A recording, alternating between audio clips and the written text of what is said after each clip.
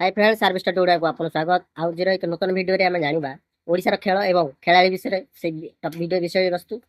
Barabati stadium केउठारे अवस्थित उत्तर Cuttack Barabati stadium रो प्रतिष्ठाता किए उत्तर भैरव चंद्र महांती केउ दुई जण बारवाटी स्टेडियम निर्माण पई अप्राण उद्यम करथिले उत्तर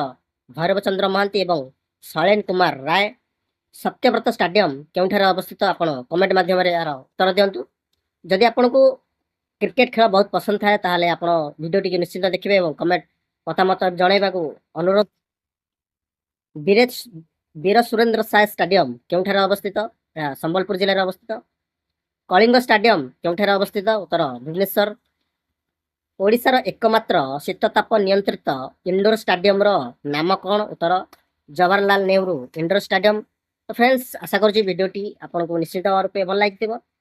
लाइक करेंगे शेयर करेंगे एवं कमेंट रे आपण मतामत दबा पई वीडियो केमती लागला कमेंट माध्यम रे मतामत जणाନ୍ତୁ।